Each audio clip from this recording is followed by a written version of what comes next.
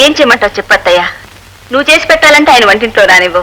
నీ ఆచారాలు ఆయన నచ్చవు, ఆయన పద్ధతులు నీకు నచ్చవు. బాగుండవా?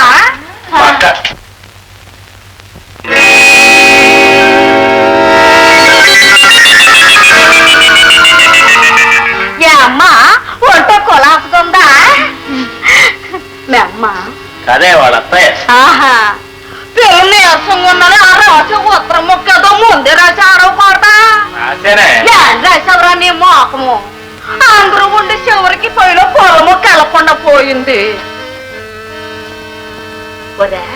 ఈ ఇంట్లో పొయ్యి ఎక్కడా చూపిస్తారా? ఇదిగా అమ్మా, నేను అన్నం వండుకొస్తా, నువ్వు పోడుకో. వెధవది ప్రాణం పోవడానికైనా ఒప్పుకుంటాను కానీ ఈ అనాచారాలు నేను భరించలేను తల్లి. వస్తాను.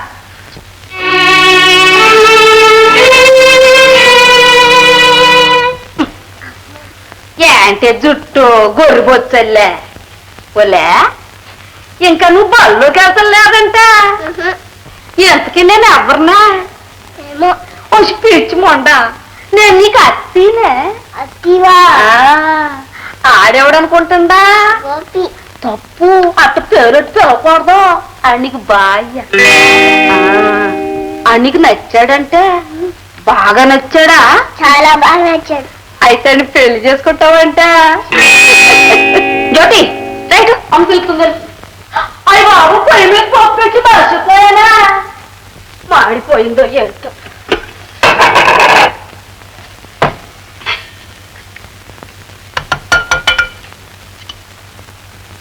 మాయ తరపు ఎన్నిసార్లు వేసినా చాలా చూడదు. అమ్మాయా, నువ్వు ఉప్పు ఎక్కువ తింటావా తక్కువ తింటావా? ఎక్కువ తింటావా?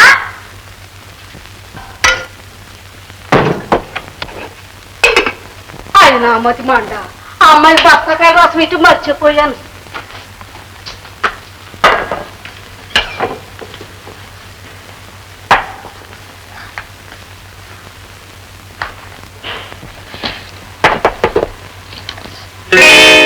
అబ్బా, ఏదో ముండ కత్తి పెట్టాను, ఏదో ముండ కత్తి పెట్టలు.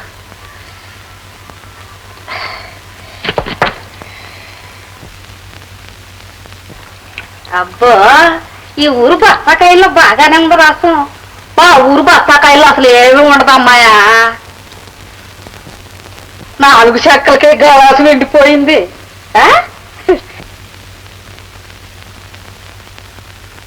మా ఊరు చెక్కలైతే అసలు రసమే రాదమ్మాయా.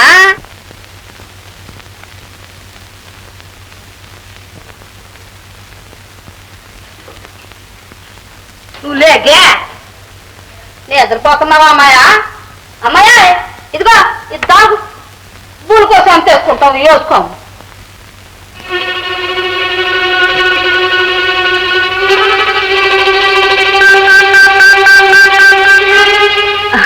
నువ్వు వెళ్ళాడుకోమ్మా.